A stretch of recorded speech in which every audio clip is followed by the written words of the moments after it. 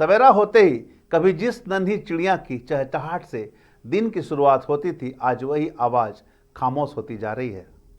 नमस्कार, मैं धीरेन्द्र और आप देख रहे हैं मिरर मीडिया।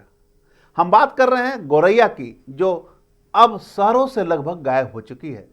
20 मार्च को विश्व गौरैया दिवस मनाकर लोगों को इसके संरक्षण के लिए जागरूक किया जाता है, लेकिन सवाल यह है, क्या हमारी बदलती जीवन शैली ने ही इस चिड़िया का आशियाना छीन लिया? एक समय हर घर आंगन में नजर आने वाली गौरैया अब विलुप्त होने के कगार पर है।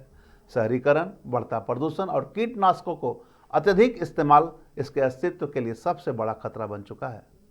विशेषज्ञों के अनुसार पिछले एक दशक में गौरैया की संख्या में 70 से 80% तक की गिरावट आई है।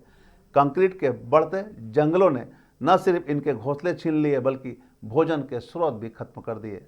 अब हालत यह है कि शहरों में गौरैया नजर ही नहीं आती और यह केवल ग्रामीण इलाकों तक सीमित होती जा रही है।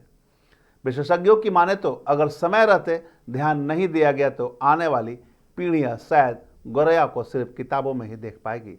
हालांकि छोटे छोटे प्रयास जैसे घरों में घोंसले बनाना और दाना पानी रखना इस नन्ही चिड़िया को बचा सकते हैं। गौरैया सिर्फ एक चिड़िया नहीं, बल्कि हमारे पर्यावरण का अहम हिस्सा है।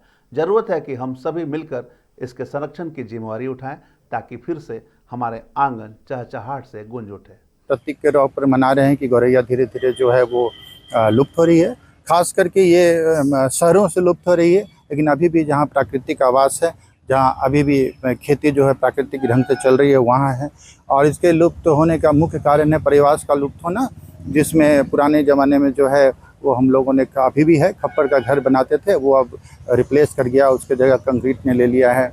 इसके अलावा जो है गौरैया अपने बच्चे को जो है वो छोटे छोटे कीड़े मकोड़े खिलाती है, लेकिन हम लोगों ने जो कीटनाशक का प्रयोग किया उसके कारण एक तो उन खत्म हुए, अब और जो कीटनाशक लगा हुआ, जो मरा हुआ जो कीट था, उसको जब लार्वा जो उसको बच्चों को खिलाया तो उससे उसकी जो प्रजनन क्षमता है वो जो है वो धीरे धीरे कम होती चली गई। इसका मुख्य वजह है कि ये दो मुख्य वजह मुझे समझ में आती है गौरैया के लुप्त होने के बाद। जीव चक्र में कितना इसका असर पड़ेगा? जीव चक्र में एक हर स्पीसीज का इसका प्रभाव है। जैसे एक बार जो है ये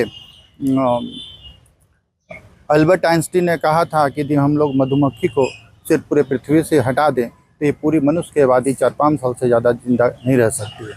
तो इस तरह से एक हर का स्पीसीज का वो चक्र का प्रभाव है।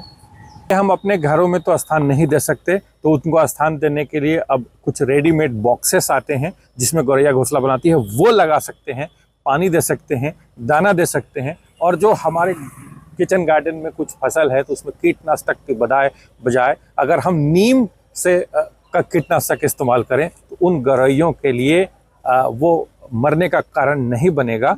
और मोबाइल के रेडिएशन को तो हम कम नहीं कर सकते हैं, लेकिन उनको दाना पानी दे के शहर में भी फिर से उनको रिस्टोर किया जा सकता है। विश्व गौरैया दिवस पर यह सीख और यह सबक लेने की जरूरत है कि गौरैया के जीवन काल को फिर से वापस लाने में जितनी मेहनत हो सके उतनी मेहनत और पहल करें, ताकि फिर से उनकी चहचहाट हमारी कानों में गूंज सके।